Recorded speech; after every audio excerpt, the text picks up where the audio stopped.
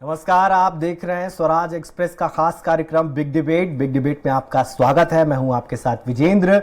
मध्य प्रदेश में इस साल विधानसभा चुनाव होने वाले हैं, जिसको लेकर बीजेपी ने सभी जिलों में तैयारियां तेज कर दी है। ऐसे में ये भी देखा जा रहा है कि जहां पर बीजेपी अपनी मजबूत स्थिति में है, वहां के कार्यकर्ताओं में संगठन के खिलाफ नाराजगी देखी जा रही है। ऐसे में संकट के समय हमेशा पार्टी के साथ रहने वाले, वोटर्स में प्रभाव रखने वाले, पार्टी के निष्ठावान और पुराने कार्यकर्ताओं की उपेक्षा को आलाकमान ने गंभीरता से लिया है। वहीं दूसरी तरफ कांग्रेस ने भी रूठों को मनाने की कवायद शुरू कर दी है, जिसकी अगुवाई पूर्व सीएम दिग्विजय सिंह कर रहे हैं। देखिए इस पर खास रिपोर्ट। के साथ बिछ चुकी है। बीजेपी इस बार कोई कोताही नहीं बरतना चाहती। ज्योतिरादित्य सिंधिया ने भले ही बीजेपी को सूबे की सत्ता में वापस ला दिया, लेकिन सिंधिया खेमे की वजह से बीजेपी के अपने पार्टी से नाराज बताए जा रहे हैं। खास तौर पर ग्वालियर चंबल संभाग में पार्टी के पुराने नेता पार्टी से खफा हैं, जिन्हें साधने के लिए प्रदेश कोर ग्रुप की बैठक बुलाई गई। बैठक के बाद गृह मंत्री नरोत्तम मिश्रा ने कहा कि पार्टी में कोई नाराज नहीं है, सब परिवार की तरह हैं, सबको साथ लेकर चलेंगे। सब सामंजस्य से एक साथ चल रहे हैं। हमारा परिवार है, परिवार को समेट के आगे बढ़ना है हमको। सर, जातिगत जनगणना को लेकर अगर हमारे परिवार का कोई मान लो थोड़ा बहुत ऊपर नीचे होगा भी, क्या दिक्कत है? रूठे स्वजन मनाइए, जो रूठे 100 बार। इधर कांग्रेस ने भी 15 महीने की अपनी सरकार से सबक लेते हुए पार्टी से नाराज चल रहे नेताओं को मनाने की कवायद शुरू कर दी है, जिसकी जिम्मेदारी पूर्व सीएम दिग्विजय सिंह को सौंपी गई है, जो पूरी ताकत के साथ पार्टी को एकजुट करने में लगे हुए हैं, ताकि पार्टी सत्ता में वापस आ सके। एक तरफ बीजेपी है, जिसके सामने सत्ता में वापस आने की चुनौती है, तो दूसरी तरफ कांग्रेस है, जो सत्ता में वापस आने का दावा कर रही है। लेकिन दोनों को पता है कि रूठों को मनाना जरूरी है, वरना सत्ता हासिल करना मुश्किल ही नहीं, नामुमकिन साबित होगी। सलमान खान, स्वराज एक्सप्रेस, भोपाल। तो इस मसले पर चर्चा करने के लिए हमारे साथ स्टूडियो में मौजूद हैं कांग्रेस प्रवक्ता सिद्धार्थ सिंह राजावत जी, बीजेपी नेता गोविंद मालू जी हमारे साथ जुड़ रहे हैं स्काइप से, वरिष्ठ पत्रकार अजय बोकील जी हमारे साथ हैं। आपका स्वागत है सभी का। मेरा पहला सवाल मालू जी से है। मालू जी, सिंधिया जी ने आपकी सरकार तो बनवा दी, लेकिन वही सिंधिया जी के खेमे की वजह से आपके जो पुराने कार्यकर्ता हैं चंबल के, वो खासे नाराज हैं। आपको नहीं लगता है कि ये नुकसान पहुंचाएंगे 2023 के विधानसभा चुनाव में? देखिए, ऐसी खबरों पर हम कभी भरोसा भी नहीं करते, और जो कांग्रेस के लोग खबरें उड़ाते हैं उससे उनका कोई लाभ होने वाला नहीं। भारतीय जनता पार्टी एक अनुशासित कार्यकर्ताओं का संगठन है। जो भी इसमें प्रवेश करता है उसको समझकर करता है, उसकी रीति नीति से वो होता है, नहीं होता है तो करा दिया जाता है। इसलिए उस पद्धति का उसको पालन करना होता है। पालन कर रहे हैं और किया भी जाता है। देखिए, जब 25 लोग इकट्ठा होंगे, 100 लोग इकट्ठा होंगे, तो कहीं ना कहीं उनमें एक तरह का सामंजस्य बनाने के लिए प्रयास करना पड़ता है, चाहे कहीं से आया हो, चाहे पार्टी का हो, आंतरिक हो, बाहर। लेकिन हमारे यहाँ पर एक नीति निर्धारण जो केंद्र नेतृत्व है, वो जो तय करता है कि अभियान, कार्यक्रम उसको फॉलो करना है, उसको आगे परवान चढ़ाना है या उसको सफल बनाना है, उसमें सब लोग प्राणपट से जुट जाए, चाहे वो त्रिदेव की संगठनात्मक योजना हो, चाहे कोई अभियान। इसलिए ये सब कपोल कल्पित खबरें तो कांग्रेस के लोग खींच कर उड़ाते रहते हैं। उससे उनको मैं समझाई दूंगा कि अपनी पार्टी की तरफ देखें। हमारे यहाँ इस तरह की खबरें उड़ाने से उनको कोई फायदा होगा। ठीक है, ठीक है। सिद्धार्थ जी के पास आऊंगा। सिद्धार्थ जी, आपकी पार्टी के वरिष्ठ नेता है पूर्व सीएम दिग्विजय सिंह, वो दौरे कर रहे हैं बुंदेलखंड के, विंध्य के। आपको नहीं लगता है कि बहुत देर कर दी है, बहुत पहले से प्लान करना चाहिए था? क्योंकि कैलाश विजयवर्गीय कह रहे हैं कि वो जहां जहां जाएंगे बीजेपी को फायदा होगा।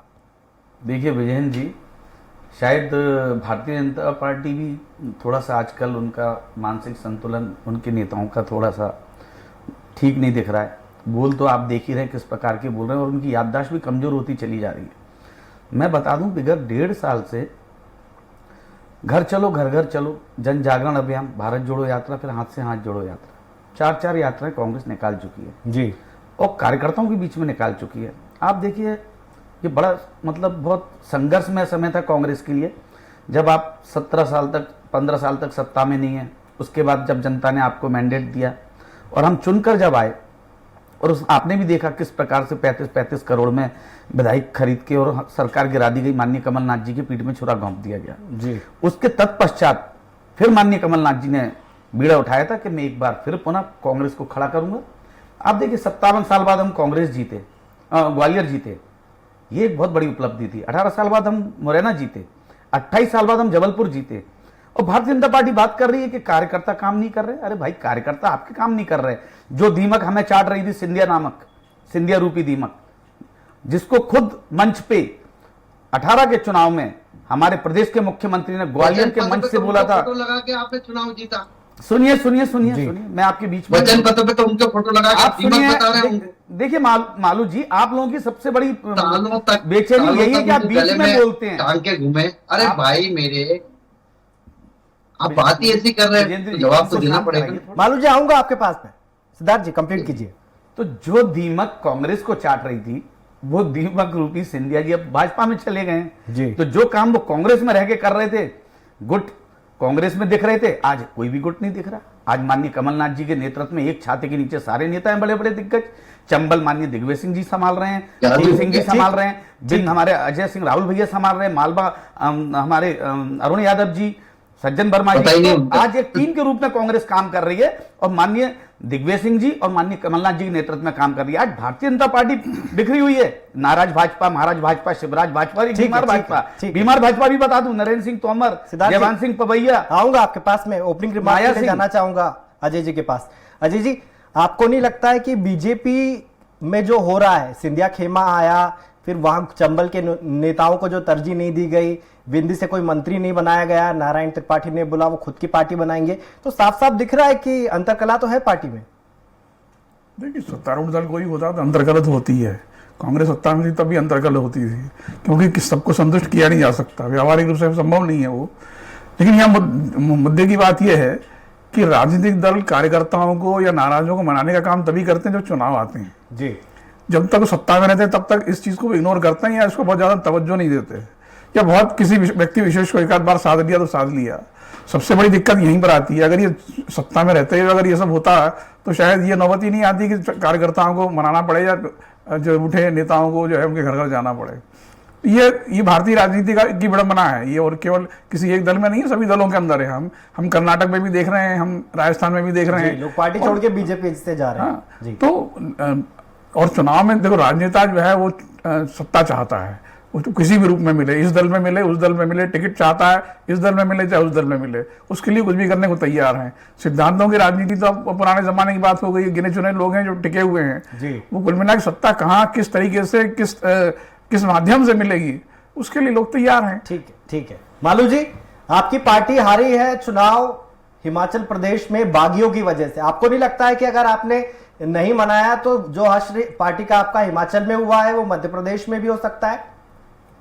देखिए, हिमाचल की स्थिति, मध्य प्रदेश की स्थिति, अन्य राज्यों की सबकी है, नॉट ओनली सबकी, वहां की कार्यकर्ताओं की कार्यपद्धति, जनता का मूड, सरकार के काम, बहुत सारे फैक्टर्स काम करते हैं। हमारा ग्रास रूट का कार्यकर्ता पूरे तन्मयता के साथ हर अभियान कार्यक्रम में लगकर जनता तक सरकार की उपलब्धियां पहुंचाता है। उठने मनाने का तो सिलसिला ऐसा है कि जब टिकट की बात आती है, जब कोई हारने वाला उम्मीदवार ऐसा कोई लगता है कि हार सकता है, तो टिकट बदल दिया जाता है।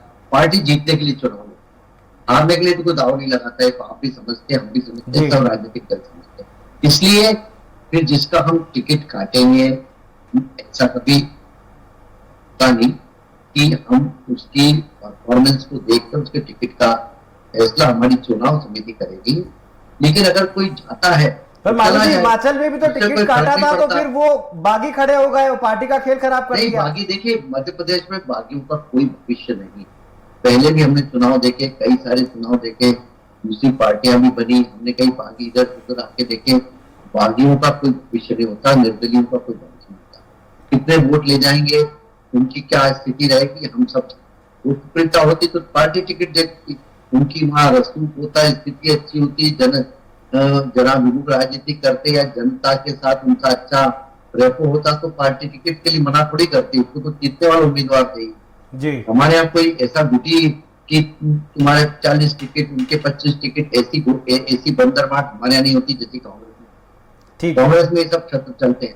एक अरुण यादव को उन्होंने कहा कि यहाँ दे दिया मालवा, एक वहां दे दिया, उनको पूछ नहीं रहा अरुण यादव को, टिकट का नहीं पूछेंगे। ठीक है मालू जी, आऊंगा इस पर जवाब ले लेते ये हैं। केवल जी, सिद्धार्थ जी से। केवल कमलनाथ जी ने जो फ्रेंचाइजी ले रखी उसके आधार पर ही चलेगी।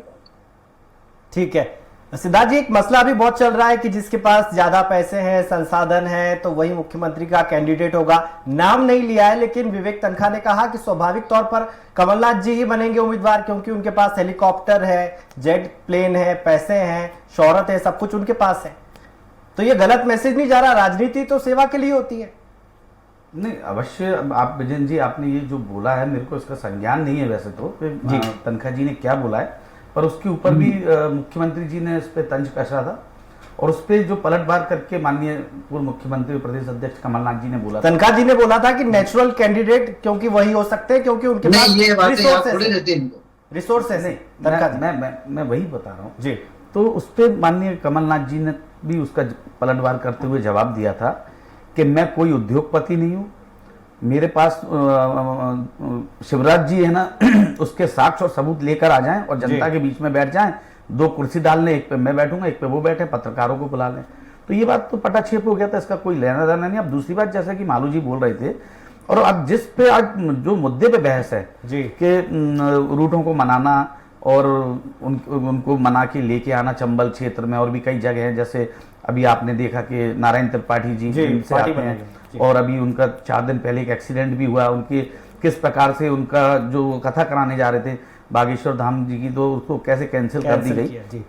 तो मैं ये बताना चाहता हूँ, एक तरफ तो भारतीय जनता पार्टी सिद्धांतों की बात करती है और बोलती है हमारी कैडर बेस्ड पार्टी है जी, हमारी कैडर पे हम काम करते हैं, हमारा कार्यकर्ता कैडर पे काम करता है।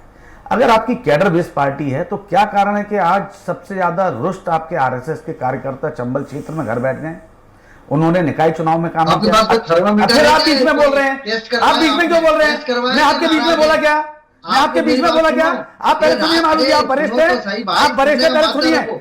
आपने कोई टेस्ट विजय जी, पहले आप इनको शांत कराइए, मैं तब डिबेट करूंगा कि हमारे आप इनको शांत कराइए। मुद्दे पर बात करो भाई, मैं पूरा हमारी बात मत करो, बोलने हमारे के कोई लिए। नाराज नहीं है। आप संघ का नाम तो लो मत। अरे संघ का ही बता रहा हूं मैं आपको, सुनिए। राष्ट्रीय स्वयंसेवक संघ का नाम नहीं लेना, संघ के कार्यकर्ता ना। आपको पता है संघ के कार्यकर्ता क्या करते हैं? अरे सुनिए, सब मालूम है क्या होता है, सब मालूम है। अरे सब आपको कुछ नहीं मालूम है। हमें मत, आप जब जाओगे तो अरे हमें मत सिखाओ। संघ के कार्यकर्ताओं के घुटने में बाल नहीं होता, नहीं जाओगे कि कांग्रेस घुटने में बाल नहीं होता संघ के कार्यकर्ताओं के। हमें मत बताओ संघ के कार्यकर्ता क्या होते हैं। और अगर संघ के कार्यकर्ता बहुत अच्छी तरह से सुनना है तो फ्रीडम एट मिडनाइट पढ़ लेना, फ्रीडम एट मिडनाइट, जिसमें सावरकर, सुनिए, सावरकर और नाथूराम गोडसे के बारे में लिखा है कि संघ में वो क्या करते थे। हमें मत सिखाओ।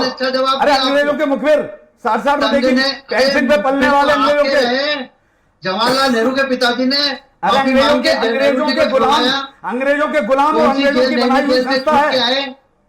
मुझे जेल नहीं जाने दिया, माफीनामा लिखा। कांग्रेस के कार्यकर्ताओं को मत सिखाओ, क्योंकि हम लोग क्रांतिकारी रहे हैं और सामने गोली खाई है, सामने गोली खाई है। आदि पेंट पहन के अंग्रेजों की गुलामी नहीं की, अंग्रेजों की गुलामी नहीं की आदि पेंट पहन के। शांत रहिए, सुनिए पहले, सुनिए मालू जी। आप हाईटेक करोगे क्यों? आपकी पार्टी, आप बीच में बोलेंगे तो मैं आपकी जबान चुप कराऊंगा, चुप कराऊंगा आपकी जबान। 1937 में श्यामा प्रसाद मुखर्जी ने मुस्लिम लीग के संग मिलकर सरकार बनाई थी। मालू जी, मुद्दे पर आते हैं। यह है कि जो पार्टी से नाराज उस पर हम चर्चा कर रहे हैं। सर, आपकी पार्टी में गुटबाजी है,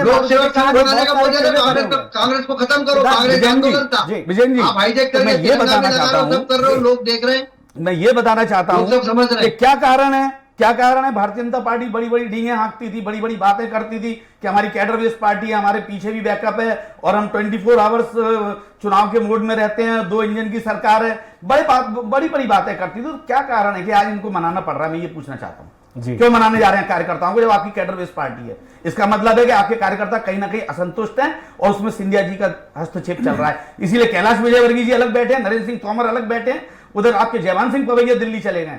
क्या कारण है पूछना चाहता हूं। क्या कारण है इतना सब होने के बाद आपने 3 प्रभारी बनाए और माननीय कमलनाथ जी अकेले लड़ रहे हैं? आपके राष्ट्रीय अध्यक्ष भी आ रहे हैं, आपके गृह मंत्री भी 2 बार आ रहे हैं, आपके प्रधानमंत्री भी 3 बार आ रहे हैं। और एकमात्र कमलनाथ जी अकेले लड़ रहे हैं। एकमात्र कमलनाथ जी ने भारतीय जनता पार्टी की नाक में नकेल डाल दी है आपकी नाक में, इसलिए बौखलाए घूम रहे हैं। जनता आपकी सच्चाई जान चुकी है। अरे नाम बदलने से, जगहों के नाम बदलने से, स्थानों के नाम बदलने से महान नहीं होते, काम करने से महान होते हैं। 70 साल जो कांग्रेस की बोलते हो, 70 साल में कांग्रेस ने जो किया उसको बेच रहे हो। ठीक है, हम दो हमारे दो कांग्रेस ने किया उसको हम सिद्धार्थ जी मैं रुक करूंगा, को मिटा रहे हैं। अजय जी प्रशासन में बदल रहे हैं। बीजेपी है जो एक बार टिकट मिल जाते हैं तो पूरी पार्टी जिताने के लिए लग जाती है उम्मीदवार को। दूसरी तरफ कांग्रेस है, कई बार क्या होता है कि आलाकमान प्रत्याशी को अकेला छोड़ देती है, उसको खुद लड़ना पड़ता है। ये कैसे डिफरेंस देखते हैं बीजेपी और कांग्रेस में आप? देखिए, बीजेपी का संगठन स्ट्रांग है, इसमें तो कोई शक ही नहीं है, लेकिन इसका मतलब बीजेपी हमेशा ऐसा होता है, ऐसा भी नहीं है। कई मामलों में ऐसा भी देखने में आया है कि वहाँ भी बगावत बहुत ज़्यादा हुई है और पार्टी हार गई है। जैसे हिमाचल का उदाहरण मैंने बताया और एक दो उदाहरण पहले भी हुए।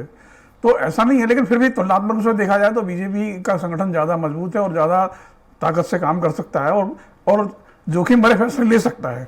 जैसे गुजरात में लिया उन्होंने, अभी कर्नाटक में हम लोग देख रहे हैं कि उन्होंने कई बड़े लोगों ने टिकट काट दिए हैं। अब इसका नतीजा क्या होगा ये तो चुनाव से पता चलेगा, लेकिन पार्टी में साहस है तो वो निर्णय लेती है। इसमें कोई शक अगर नहीं। मैं गलत नहीं हूं तो जो शेरा विधायक है निर्दलीय, वो कांग्रेस में ही थे पहले। किनके? जो शेरा निर्दलीय विधायक हैं अभी, हाँ। वो कांग्रेस के ही बागी थे, टिकट उनको मिला नहीं, फिर वो उतरे और वो जीत गए। हाँ तो है ना, तो बीजेपी बगावत को कंट्रोल करने की कोशिश करेगी और कुछ हद तक सफल भी होगी। भाजपा से बगावत करके महापौर बने। तो अभी लेकिन सवाल ये कि विधानसभा का चुनाव और जो स्थानीय निकाय का चुनाव बहुत अंतर होता है, वोटिंग पैटर्न में भी अंतर होता है। पर महापौर भी एक जिम्मेदार और बड़ा तो पद होता है। हाँ, निश्चित रूप से है, लेकिन मेरा मानना है हमेशा ये रहा है कि वोटर किसको वोट करता है ये हमेशा ध्यान में रखता है। जब वो लोकसभा के लिए करेगा तब अलग ढंग से बिहेव करेगा, जब विधानसभा के लिए करेगा तब थोड़ा अलग तरीके से सोचेगा, जब स्थानीय निकायों के लिए होता है तो अलग चीज, क्योंकि प्राथमिकता बदल जाती हैं। तो इसमें लेकिन ये है कि बीजेपी का संगठन मजबूत होने के कारण वो कंट्रोल कर सकते हैं इस चीज को। किस हद तक करेंगे अभी नहीं कह सकते, लेकिन अगर बगावत बड़े पैमाने पर हुई और लोग अगर बागी खड़े हो गए चुनाव में, मध्य प्रदेश में ही अगर वैसा हुआ तो फिर दिक्कत बीजेपी को हो सकती है। पर अजय जी, संगठन तो छत्तीसगढ़ में भी मजबूत था, वो तो 14 पे आ गए। कहाँ 3 बार की सरकार और फिर वो 14 विधायक हैं अभी वर्तमान में बीजेपी के। तब उसके बहुत सारे कारण हैं, कोई एक नहीं है। एक सरकार लगातार सत्ता में रही मध्य प्रदेश में और छत्तीसगढ़ में भी नतीजा लगभग मिलता जुलता आया। ये स्थिति थी कि मध्य प्रदेश में किसी को भी बहुमत नहीं मिला स्पष्ट, लेकिन छत्तीसगढ़ में कांग्रेस को बहुमत स्पष्ट रूप से मिल गया। तो ये स्थितियां पर लोकल अलग अलग कारण उसके हो सकते हैं, इसका कोई उसको हमें उस दृष्टि से देखना पड़ेगा। एक कोई यूनिवर्सल फॉर्मूला इसमें नहीं होता है। ठीक है, मैं मालू जी का रुख करूंगा। मालू जी, आपकी पार्टी की खासियत है, कांग्रेस भी मानती है और विश्लेषक भी कह रहे हैं कि डैमेज कंट्रोल कर लेते हैं, लेकिन जो सिंधिया ने जो डेंट किया है, क्योंकि आप लोगों ने, आपने चंबल के नेताओं को मंत्री नहीं बनाया जो जीते थे, आपने विंध्य से किसी को मंत्री नहीं बनाया। नारायण त्रिपाठी बोल रहे हैं कि आप मुझे 30 विधायक मुझे दो, मैं आपको विंध्य प्रदेश दूंगा। कैसे आप करोगे? आम आदमी पार्टी भी मैदान में होगी, हो सकता है वो बीजेपी की भी वोट काटे। देखिए, मध्य प्रदेश में बायोपोलर सिस्टम है जी। वो कोई तीसरी पार्टी, चौथी पार्टी, पांचवी पार्टी की उपस्थिति मालू जी, गुजरात में भी बाइपोलर था, लेकिन कांग्रेस का सफाया आम आदमी पार्टी ने करवाया। गुजरात में भी बाइपोलर था, कांग्रेस का ही सफाया होगा जी। ये आम आदमी पार्टी हो, चाहे बसपा हो, चाहे सपा हो, जो भी करेगा, आम आदमी पार्टी कांग्रेस का विकल्प के रूप में आपने उतारा है, विपक्ष का भाजपा ने उतारा है। भाजपा का मुखौटा पहन के आएंगे वो, के लिए भारतीय जनता पार्टी का मुखौटा पहन के आएंगे वैसी, और केजरीवाल वो कह रहे हैं वैसी और केजरीवाल भाजपा का मुखौटा पहन के आएंगे। हमें चुनो आप, आपने स्वीकार कर लिया नहीं, ये बात की भूमिका अच्छी निभाएंगे। मालू जी, आपने स्वीकार कर लिया, इसका मतलब कि कांग्रेस का ही, आपको कैसे मालूम, आपको कैसे मालूम कि आम आदमी पार्टी कांग्रेस का नुकसान करेगी? हमारे नहीं, आपको कैसे मालूम? आम आदमी पार्टी कांग्रेस का रिप्लेसमेंट देखिए गुजरात में अभी बताया। अरे विजय जी ने बताया अभी कि आम आदमी पार्टी कांग्रेस का नुकसान करेगी। इनको बताओ, कैसे बोल सकते हैं आप? इसका मतलब है कि कांग्रेस का हुआ। आप उनको मध्य प्रदेश में आंखें खोल के, कान खोल के सुनो, आंखें खोल के देखो कि कहाँ आम आदमी पार्टी से पंजाब में किसका नुकसान हुआ, सुनिए हो गई दिल्ली में किसका नुकसान हुआ, आपका हुआ, किस प्रकार कांग्रेस का हुआ। तो अब ये जितने भी आ रहे हैं किस प्रकार कांग्रेस को बट्टा बिठाएंगे, 31-32 विधायक तोड़े आपने, और 2 दल आ जाए, किस प्रकार से आपने 19 सीटों पे लड़वाया, जिस 2 दल आ जाए, और ये बार जो 35 करोड़ और 40 करोड़ आपने क्यों उठा लिया मुद्दा? भारतीय जनता पार्टी ने 45 सीट,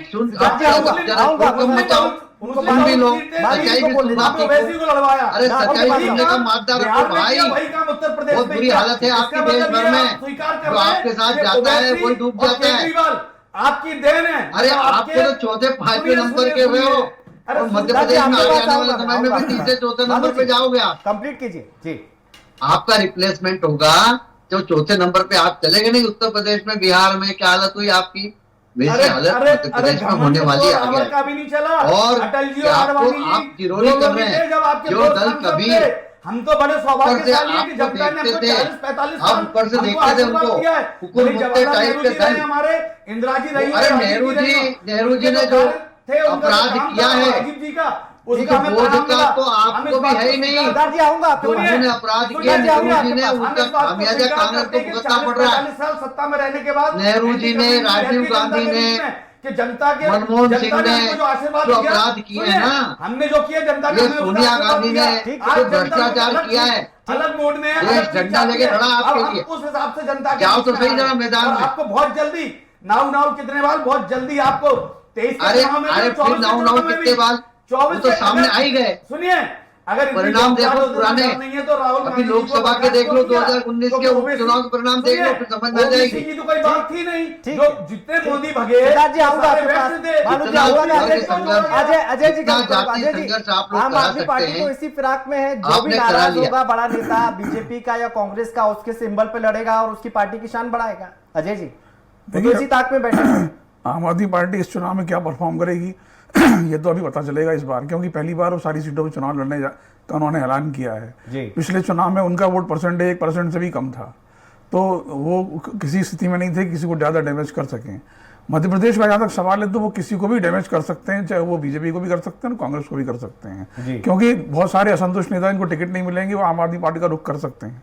अगर उनका जो व्यक्तिगत प्रभाव है, पार्टी का छोड़ दीजिए आप, जी। जिन नेताओं का अपने व्यक्तिगत प्रभाव है वो डेंट करेंगे चुनाव के अंदर और वो किसी को भी नुकसान पहुंचा और सकते उनको हैं। तो फायदा ही होगा, लोग बसपा के टिकट हाँ, पे भाई जाते थे, देखिए, सपा अभी- के, क्योंकि अभी- झाड़ू अभी- अब नेशनल पार्टी का सिंबल हो जाएगा। अभी उनके पास एक भी सीट नहीं है मध्य प्रदेश के अंदर, अगर दो सीटें आ भी जाती है तो उनके लिए तो गेन है ना, जी। उनके लिए फायदा ही है। जैसे पिछले स्थानीय निकाय चुनाव में उन्होंने एक महापौर जितवा लिया, कुछ उनके जो है पार्षद भी जीत गए, तो उनकी एक स्टैंडिंग तो बनी है, उसके अंदर एक जमीन तैयार हुई जैन है। में आम आदमी पार्टी के महापौर प्रत्याशी को 10,000 वोट मिले सर। हाँ, तो मैं कह रहा हूँ ना भाई, वो जमीन अपनी तलाश रहे हैं, जमीन बनाने की कोशिश कर रहे हैं, अगर जो भी पाएंगे वो उनके लिए प्लस होगा। और ओवैसी कांग्रेस का खेल खराब करेंगे, क्या लगता है आपको? देखिए, ओवैसी के बारे में कहा जाता है कि वो एक तरह से जो है वो वहीं जाते हैं जहां पर बीजेपी को इनडायरेक्टली फायदा होता है। जी। तो मध्य प्रदेश के अंदर, हालांकि मध्य प्रदेश में मुसलमानों की संख्या बहुत कम है, 5-6-7% ही है, इसलिए उत्तर प्रदेश, बिहार या दूसरे बंगाल की तुलना में यहाँ उनकी भूमिका बहुत ज्यादा कुछ है नहीं। सिर्फ कुछ 10-15 सीटें हैं जहां पर मुस्लिम वोट वो निर्णायक हो सकते हैं या ठीक है। उनका असर होता है। बाकी जगह अगर बीजेपी वो छोड़ भी दे तो भी बाकी जगह जीतती तो ओवैसी का बहुत ज्यादा असर कोई होना नहीं है, लेकिन यहाँ थोड़ा बहुत फर्क पड़ सकता है, इससे ज्यादा नहीं पड़ेगा। ठीक है। सिद्धार्थ जी, आपकी पार्टी दिल्ली में सत्ता में थी, केजरीवाल मुख्यमंत्री बने, आपकी पार्टी चन्नी जी मुख्यमंत्री थे पंजाब में, वहां पर अब भगवंत मान है, तो जितना भी नुकसान पहुंचाया है वो आपकी पार्टी को ही पहुंचाया है। वहां पर तो बीजेपी कुछ कर नहीं पाई पंजाब में। आप बी टीम बोलकर खुश हो जाते हैं कि आपको कोई रणनीति भी बनानी पड़ेगी आम आदमी पार्टी के खिलाफ? देखिए विजयन जी, 132 साल पुरानी पार्टी है कांग्रेस। कांग्रेस एक पार्टी नहीं, एक विचारधारा है, और हम विचारधारा के रूप में काम करते हैं। हम सेक्युलर पार्टी है, जनता में हिंदू, मुस्लिम, सिख, ईसाई हम सब हैं भाई भाई। उसका एक हमारा जो एक वो है सिस्टम, उसके तहत चलते हैं हम। और वही देखते हुए आज आप देखिए किस प्रकार से पोलराइजेशन किया जा रहा है, किस प्रकार से हिंदू मुस्लिम किया जा रहा है। जब जब चुनाव आते हैं, अभी आपने इससे पूर्व आपने देखा था उपचुनाव से पहले खरगोन में भी दंगे हुए, और 10 दिन पूर्व दैनिक भास्कर छाप रहा है और उसको बाकायदा गृह मंत्री संज्ञान में नहीं ले रहे हैं। तो देखिए, आज देश को जरूरत है सबसे पहले महंगाई, बेरोजगारी, और जो एक इंसान की इंसान से दूरी बढ़ती जा रही है, एक प्रेम खत्म होता जा रहा है, तो भाईचारे की है, और कांग्रेस उसी पे काम कर रही है। और आने वाले समय में तो ये कांग्रेस के समय में भाईचारा था सर? अवश्य था। आप देख लिए तो दंगे कितने हुए, भागलपुर, अहमदाबाद, अरे भिवंडी, कितने दंगे होते थे। अरे सुनिए सुनिए सुनिए सुनिए सुनिए, अरे क्या वोट बैंक की राजनीति के तहत दंगे कराए थे। सुनिए, पूरे देश में दंगे कराते थे आप लोग। ट्रेन में मत चला ये करो, दंगा नहीं पहले है सुन लो, गोधरा दंगे किसने कराए? दिया गया। देखिए उत्तर प्रदेश में कैसे गोधरा के दंगे किसने कराए? पर्यायों गोधरा का के दंगे किसने कराए? मिट्टी में ये मिला बताइए, दिया है। आपको लिस्ट दूं सुन दंगों की लीजिए, आपने जो भारतीय जिनको जनता पार्टी द्वारा तेल रचित पानी थे दिया, सारे। सुन लो मेरी भारतीय बात। जनता पार्टी द्वारा रचित जितने थे। माफिया थे सब सुनिए, कांग्रेसी के गृह थे। मंत्री के संग कांग्रेस गृह के मंत्री थे। के संग गृह मंत्री के और- संग अमित शाह के संग किसका फोटो था? अरे देखो, आईटी सेल का जो सुनो, एक टेररिस्ट था, वो कहां सुनो से आया? सुनो और मंदिर में सुनो, लाश ये किसकी झूठी मिली? झूठी वो झूठी आदमी कौन बातें। था? एक तो 125 साल पुरानी पार्टी झूठ बोलते हो। इंदिरा कांग्रेस 125 साल पुरानी कहां से हो गई? सुनिए 69 में कांग्रेस सुनिए खत्म हो गई थी। विचारधारा सुनिए, ये झूठ 132 बोलना साल बंद कर दो। पुरानी है, इंदिरा मैंने ये कांग्रेस बोला बनी, है। पुरानी कांग्रेस आप झूठ खत्म यही हो गई। पकड़ी जा रही है, आपकी झूठ, वो जनता आपकी पार्टी झूठ में यही चली पकड़ी गई जा थी, रही है। कांग्रेस। हमने कहा 132 संगठन साल कांग्रेस। पुरानी आप पार्टी बहुत का बात आधार है। है। समय का अभाव है, इसलिए जनता यही को चर्चा को मालूम विराम है देना होगा। कि गोविंद जी आप- आपका बहुत बहुत शुक्रिया, क्या जमानत- सिद्धार्थ जी आपका बहुत बहुत शुक्रिया, अजय जी आपका बहुत बहुत शुक्रिया। कई बार बीजेपी का खेल पार्टी के अपनों ने ही खराब किया है। ऐसे में बीजेपी चाहती है कि कोई रूठा ना रहे और वो एक बार फिर से सत्ता का सुख भोग सके। वही कांग्रेस अपनी पुरानी समस्या गुटबाजी से पार पाना चाहती है ताकि सत्ता उसी की झोली में आकर गिरे और हार का मुंह पार्टी को ना देखना पड़े। खैर, आज के लिए बिग डिबेट में इतना ही। मुझे दीजिए इजाजत और देखते रहिए स्वराज एक्सप्रेस। नमस्कार।